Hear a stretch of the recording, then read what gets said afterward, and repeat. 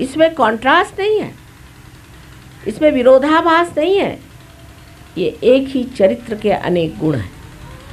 बाललीला में जो मनुष्य कार्य करता है वो अबोधिता में सरलता से होते हैं।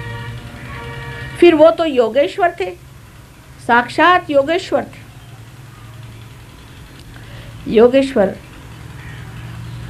ऐसे थे कि उन्होंने 16,000 पत्नियां कर ली और उसके बाद और 5 पत्नियां कर ली। लोग कहेंगे वाह भाई क्या योगेश्वर थे, इधर 16,000 पत्नियां कर ली और ऊपर से और 5 पत्नियां कर ली। ऐसे योगेश्वर से भगवान बचाए रखे। ऐसे तो हम भी करते फिरेंगे तो आप वाजिद अली शाह को क्यों बुरा कहते हैं? हाँ, आजकल की बुद्धि ऐसी चलेगी, सब समतल सोचते हैं हर एक चीज़ को। वो 16,000 उनकी शक्तियाँ हैं। वो एक पुरुष थे, हम तो माँ हैं, हमें कोई कुछ कह नहीं सकता। माँ के स्वरूप में कोई भी लांछन हमको लगा नहीं सकता। वो पुरुष थे, 16,000 शक्तियाँ वो लाते कहाँ से संसार में? आप मेरे बेटे हैं, कभी मेरे पैर दबाते हैं, कभी मेरा सर दबाते हैं, मेरे पैर छूते हैं, माँ के पैर छू रहे, कोई लांछन नहीं लगा सकता मुझे। मैं तो माँ ही हूँ। और कोई कोई बेटे तो 108 साल के हैं मेरे, तो भी माँ हूँ। माँ तो माँ ही हुई, माँ तो पवित्र ही होती है, उसको कौन छू सकता है? लेकिन उनकी 16,000 शक्तियों को इस संसार में लाना आसान चीज़ है। और उस वक़्त कोई ऐसे लोग भी नहीं थे तैयार जो सहयोगी होते कि जिनको खड़ा किया जाए। तो उन्होंने 16,000 अपनी शक्तियों को स्त्री रूप में जन्म दिया और एक राजा से कहा कि इनको सबको भगा के ले जाओ और फिर ये नाटक करके, सारा नाटक ही है, और उन 16,000 अपनी शक्तियों को अपने पास ले। और 5 जो पत्नियां थीं वो पंचमहाभूत, उन पंचमहाभूतों को भी अपनी पत्नियां बना करके साथ। अब ये सूक्ष्म बात आपको सहयोग में समझ में आएगी। आप वाइब्रेशंस पे देखें, मैं बात सच कह रही हूँ कि झूठ कह रही हूँ। जो बात कह रही हूँ इतनी सच है कि उसे आपको वाइब्रेशंस आएंगे। ये 16,000 शक्तियाँ और पंचमहाभूतों को उन्होंने एक ऐसे रूप से अपने पास रखा कि लोग लांछन नहीं लगा सकते थे। अब पत्नी है, पत्नी क्या 16,000 क्या कितनी भी हो, पत्नी है बेचारी। लेकिन उनके लीलामय जीवन के अत्यंत सुंदर सुंदर मधुर मधुर ऐसे क्षण हैं कि जिनका वर्णन नहीं किया जा सकता। अब राधा जी, ये उनकी शक्ति। राधा, रा माने शक्ति, एनर्जी। रा, धा जिसने धारणा की, जिसने शक्ति को धारणा की वो राधा। और जब उसको लेकर के जब उन्होंने रास रचाई तो फिर वही रास, स माने सहित, शक्ति के साथ वो रास, इस तरह से उन्होंने रास रचाई। उसमें भी कुंडलिनी जागरण का ही व्यवस्था थी। आप लोग सब हाथ घर पकड़ के बैठे हैं और उसमें से 2 आदमियों का कनेक्शन हमारे 2 पैर से लग जाए, उस वक़्त अगर कोई संगीत हो रहा हो, कोई ताल बज रहा हो तो आपके हाथ में वही ताल बजेगा। जब ताल बजेगा तो जब ताल हाथ में आएगा, 3 ताल बजेगा तो 3 ताल हाथ में आएगा, 1 ताल बजेगा तो 1 ताल हाथ में आएगा। आप देख सकते हैं। इसलिए उसे रास कहा गया था कि रास, शक्ति के सहित उसको घुमाना, ये उन्होंने कार्य किया था। लेकिन नारद मुनि ने एक बार एक खेल रचा और उन्होंने जा करके श्री कृष्ण से कहा कि क्या तुम वाकई इन सब पत्नियों को और इनको सबको प्रेम करते हो? कहाँ करता हूँ। उन पत्नियों को जाके पढ़ा दिया। उन पत्नियों से जाकर इन्होंने कहा कि देखो श्री कृष्ण तुमको तो प्यार नहीं करते, वो तो सिर्फ राधा ही को प्यार करते हैं। तुमको तो यूं ही रख छोड़ा है घर में पत्नी बना करके कलंक रहित रहने के लिए, वैसे तुमको कोई प्यार व्यार नहीं करते। अब वो आ गए झांसे में, कहा ठीक ऐसा ही होगा, ये हमको कुछ नहीं प्यार करते हैं श्री कृष्ण, ये तो योगेश्वर है, ये क्या हमको प्यार करेंगे, ये तो राधा जी को ही प्यार करते। तो वो आके कहने लगे कि आप तो हमको प्यार नहीं करते, आप राधा जी को प्यार करते। श्री कृष्ण ने कहा बाबा बाबा ऐसी बात नहीं कहो, मेरे पेट में बहुत दर्द होने लगा, इतना दर्द हो रहा है मेरे को कुछ।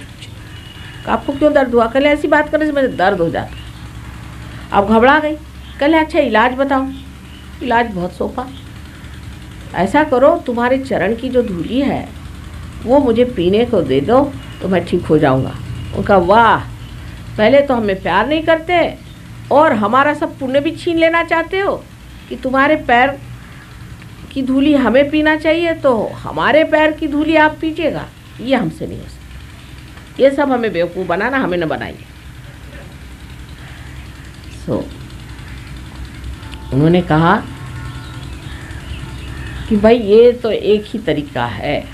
नारद मुनि ने कहा कि नारायण नारायण अब क्या किया जाए? कहा अच्छा तुम जाओ राधा के पास, उससे कह दो। तो राधा जी के पास गए। राधा जी से कहा कि भाई श्री कृष्ण की तबीयत बहुत ख़राब। कहला क्यों? कहले उनके पेट में दर्द है, क्योंकि वो धन्वंतरी है। उन्होंने इलाज ये बताया कि जो भक्त मेरे लिए अपने पैर की धूल भेज देगा उसको पीने से मैं ठीक होता। तो राधा ने पैर आगे कर दिया, अच्छा ले लो मेरे पैर की धूल ले लो। कहा क्यों? तुमको आपके पाप पुण्य का कोई विचार नहीं?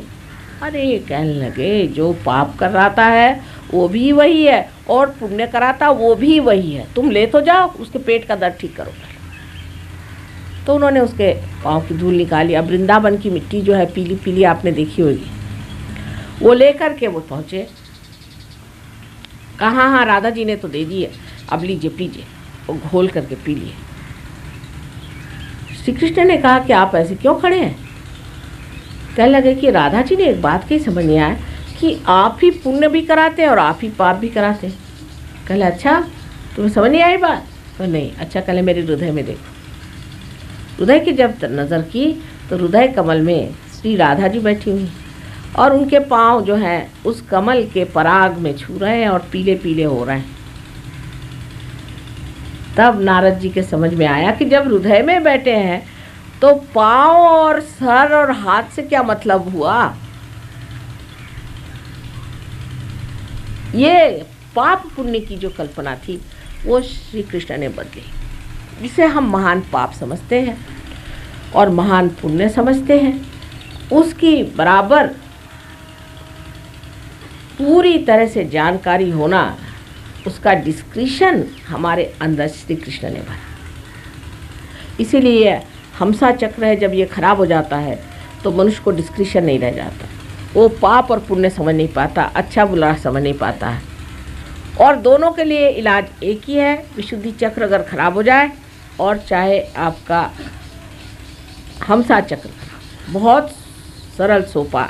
सहयोगी जो कि जानते हैं वो न कहे, पर अनजाने जो हैं वो समझ सकते हैं कि श्री कृष्ण को एक चीज़ प्यारी थी, वो था क्या? मक्खन। इसका इलाज है मक्खन। मैं रोज़ अपने विशुद्धि चक्र को थोड़ा सा मक्खन, उसमें नमक मिला करके और उसका अर्घ चढ़ा देती हूँ। फिर दिन भर वो बोलते रहते हैं, कुछ परेशान नहीं करते। आप लोग भी ये करें कि थोड़ा सा मक्खन अंगूठे पर ले करके उसमें नमक लगा लें और यहाँ जो परजीव है पीछे उसको उसका 3 बार अर्घ चढ़ा दें, बिल्कुल गला ठीक हो जाए, खांसी आसी सब गायब, सब कुछ ठीक हो जाए। और हमसा चक्र इसलिए पकड़ता है कि हम जिस जगह रहते हैं वहाँ खुश्की है और खुश्की के कारण एक बड़ा भारी प्रश्न खड़ा हो जाता है, वो ये कि हमारे अंदर की जो त्वचा है जो कि बहुत झिल्ली सी है और इसके जो एपिथेलियल सेल्स होते हैं वो सूख जाने की वजह से, जैसे हाथ की भी सर्दियों में हाथ की भी चमड़ी सूख जाती है, उसी प्रकार अंदर भी सूख जाती है और उसी से आपको ये सब बीमारियां, साइनस और दुनिया भर की चीज़ होती है। उसका भी बहुत सरल इलाज है। अगर आप मक्खन को पिघला के नाक में डाल दें तो काम हो गया। नहीं हुआ तो आप घी बना लीजिए मक्खन का, उसको वस्त्र से छान करके और उसमें थोड़ा नमक डाल के रख लीजिए और उसमें आप नाक में डाल दीजिए। आपको जितने भी साइनस के ट्रबल से सब साफ हो जाए। सब्सक्राइब कीजिए कुंडलिनी जागरण को और प्रेस कीजिए बेल आइकन को, जिससे कि आपको मिल सके हमारी लेटेस्ट वीडियो सबसे पहले।